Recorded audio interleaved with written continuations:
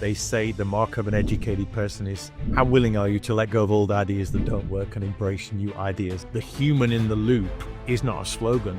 It's a survival requirement in the age of AI. We've still got to keep the humans in the loop. Joe Trowbridge watched the US government shut down, catch large parts of the accounting profession flat-footed. Firms without proactive plans for the cessation of collections, he said, these were caught reacting in real time. That shouldn't happen. Accountants are generally so far ahead of things and they know what's coming up. Accountants are not generally entrepreneurs, so they don't run businesses like their clients run businesses.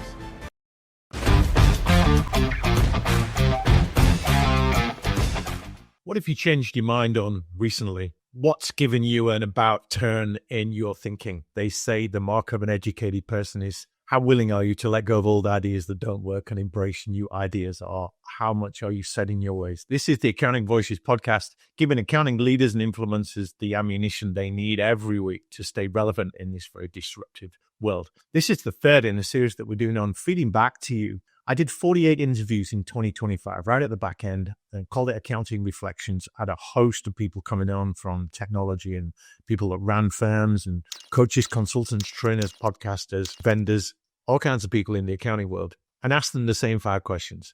Question 1 was, what defined 2025 for you? Question 2, what disappointed you or frustrated you? Question 3, we're looking at today, and it's, what have you changed your thinking on? Just for context, question 4 is going to be, what do leaders need to upgrade in terms of skills to stay relevant in 2026? And question 5, which we'll cover in future shows, is what's your big prediction that you're pretty sure is going to work out next year? So let's ground this year. So this question I asked, what event, what news story, what decision changed how you think about the accounting profession? And when you ask a lot of people the same question, you get a lot of perspective, don't you? So in other words, I was asking people what moments or trends broke old assumptions and forced a rethink of what a firm actually is, or how you think about the profession, or how we should deal with things.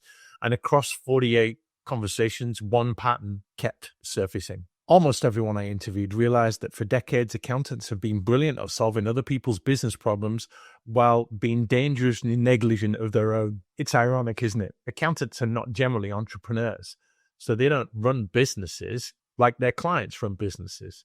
And if I had to frame last year on one defining tension, it would be the strategic mirror. So what I mean by that is the profession was forced to look at itself, honestly, in the midst of an onslaught of change, and so many commenters and so many people questioning the brand of accounting. Should I get into accounting? Should I leave accounting? And in looking at itself, and a lot of people that talk about the profession and love the profession, many people didn't like what they saw. Alice Gray Harrison talks a lot about firm change, organizational development, leadership, culture. She captured this irony perfectly when she said that while accountants are strategic advisors, many firms are not giving themselves the same strategic advice that they give their clients. That line landed hard with me, and Alice Gray talks to people all the time, and this comes out.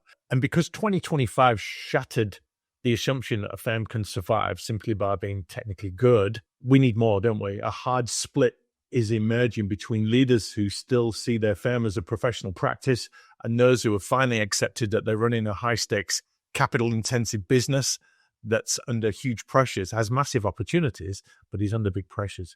One of the clearest moments that broke assumptions for me was the quiet death of partner consensus. This is increasingly becoming a topic of choice for both the partners and the people underneath them, and maybe private equity coming in. Sagar Ahuja from QX Accounting Services, he described this jarring shift inside consolidating firms. He said corporate structures are replacing the partnership debate. COOs from organizations like HSBC, JLL, people with no accounting background are now driving execution, and they're on the board in the C-suite of accounting firms. And as he put it, they're replacing the old model where 20 to 30 partners sit in the room and decide which team mug to print for Christmas. A little bit facetious, but you get the picture. And the unspoken assumption here is that you need to be an accountant to run an accounting business, but the unspoken assumption that you need to be an accountant to run an accounting firm, that left the building. What's happening here is that it's becoming clear you don't need to be an accountant to run an accounting business. More and more non-accountants are getting involved in accounting.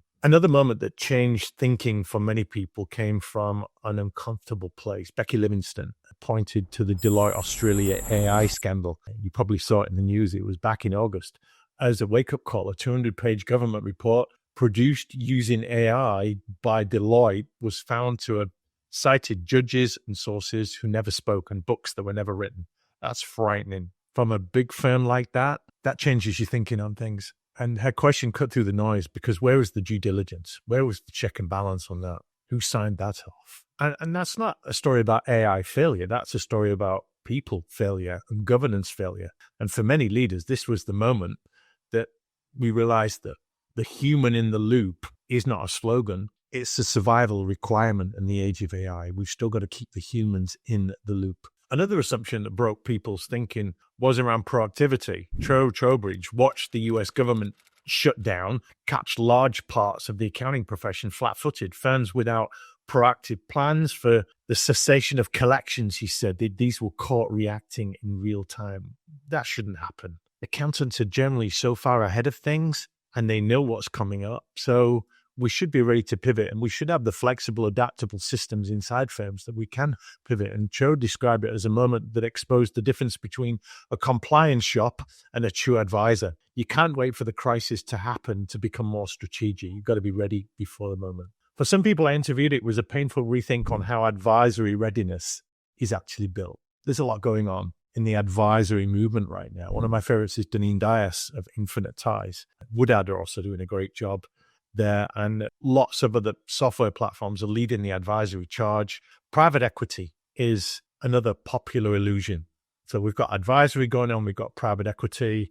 Quick quote from Ira Rosenblum. He shared the uncomfortable realization about the rush towards PE, and he's seen firms between $3-10 million in their revenue stall their growth because they're convinced a PE firm has a pot of gold waiting for them. So the advisor readiness was an issue, and we're not as ready as we think. The private equity is an issue. The fight for independence and the way private equity is getting a stranglehold on the profession. A lot of firms are just not meeting the criteria for private equity. And that realization came through with a few people that it needs a deeper rethink of what value is. Independence is not a state of being. It's something you've got to actively plan for, fund, build, and protect. So think about that. On the technology front, one moment stood out as a genuine assumption breaker or pattern interrupter. Ben Taylor admitted that he did a complete 180 on what was possible. He went from skepticism to recognizing that push-button QuickBooks to soft ledger migrations are now a reality. That long-held belief that data migration has got to be painful, a manual rite of passage for new clients, that collapsed this year. And that matters because it signals something bigger, that friction that firms once accepted as inevitable is now option. We can do so many things faster and easier if we just get our heads around it. So across all of these moments, the same realization kept surfacing that the profession is optimizing the wrong thing sometimes. Lots of people I interviewed translated this into practical shifts. Alice Gray Harrison posed a brutal internal test. If your firm were your own client, would you fire yourself for the lack of a 5-year strategic plan? The legend that is Kimberly Ellison Taylor, she stressed the need for governance before experimentation. She argued that the leaders in firms must create a safe sandbox for teams to work with AI. If you don't provide the guardrails, people are going to keep using it in secret, and that's where the Deloitte-style hallucination risk, that's where that lives. Sagar Ahuja from Global observed that if your leadership team is 100% accountants, you're likely missing the business acumen, the operational speed, and the commercial thinking required to compete with PE-backed machines or give your PE backers what they want. And to understand what changed thinking the most in 2025, imagine the accounting profession as a master watchmaker. Watches have been made the same for hundreds of years, I would imagine. For all this time, we prided ourselves on precision, on being absolutely correct, on craftsmanship, on perfect internal gears, everything in working order. But in 2025, the market stopped buying mechanical watches and started demanding smartwatches. That's what it feels like here, that we're still in the analog phase with our watchmaking. And the shock for many people that came on camera was realizing that being the best watchmaker in the world doesn't matter if the market's moved to a completely different kind of watch, a different operating system. So you can keep polishing the old gears, and some people might still buy the old classic cars or the old watches, but better to start learning how to build the software that the accounting future actually runs on to build the systems and the culture and the kind of firms that are going to work in the new world. So that was the mirror that 2025 held up to the profession. There were some of the things that changed people's thinking or fine-tuned people's thinking. And once you've seen it, you probably can't unsee it. I'm Rob Brown. This is the Accounting Voices Show. Comes out every week on YouTube and on all the podcast channels. We're doing some panels coming up over the next few months where I'm bringing together some of the leaders in the profession to debate some of these big topics. So we'll get more perspective on them. In next week's show, we will be looking at question 4, which is what do leaders of today in the accounting world need to upgrade their skills on or keep relevant on, or attributes they need to develop to stay relevant in the new world that's coming up. So we look forward to the answers, the key things, the key quotes that are coming out from that. Thanks for tuning into the show. Appreciate you sharing it with your friends. We'll see you next time on Accounting Voices.